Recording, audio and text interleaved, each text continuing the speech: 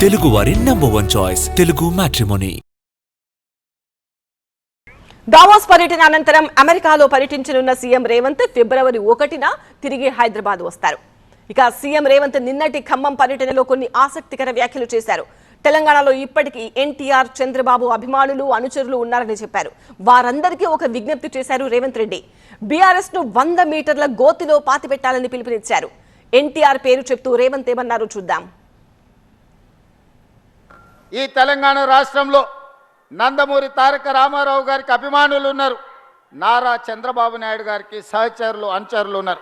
వాళ్ళందరికీ నా విజ్ఞప్తి ఒక్కటే, ఈ తెలంగాణ రాష్ట్రంలో తెలుగుదేశం ఉండొద్దని కక్ష గట్టి ఆ పార్టీ నాయకత్వాన్ని దెబ్బతీసిన చంద్రశేఖరరావును, బీఆర్ఎస్ను సమూలంగా 100 మీటర్ల గోతి తీసి పాతి పెట్టినప్పుడే బీఆర్ఎస్ వాళ్ళు గద్దెలు దిగాలి, ఊర్లలో బీఆర్ఎస్ దిమ్మలు కూలాలి. అప్పుడే నందమూరి తారక రామారావు గారికి నిజమైన నివాళులు అర్పించిన వాళ్ళం అవుతాము. ఆ విధంగా మనము ముందుకు వెళ్ళాల్సిన అవసరం ఉన్నది.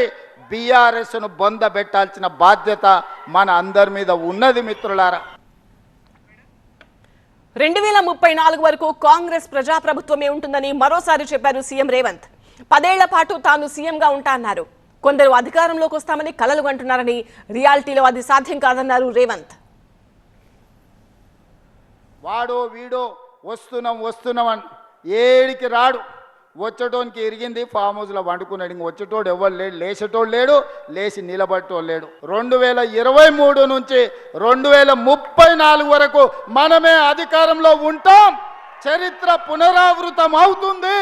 రోజు ఈ ఖమ్మం జిల్లా నుంచి రాముల వారి సాక్షిగా నేను చెప్పదలుచుకున్నా, ఆనాడు 10 ఏళ్ళు తెలుగుదేశం, మళ్ళీ 10 ఏళ్ళు కాంగ్రెస్, ఆ తర్వాత 10 ఏళ్ళు బీఆర్ఎస్.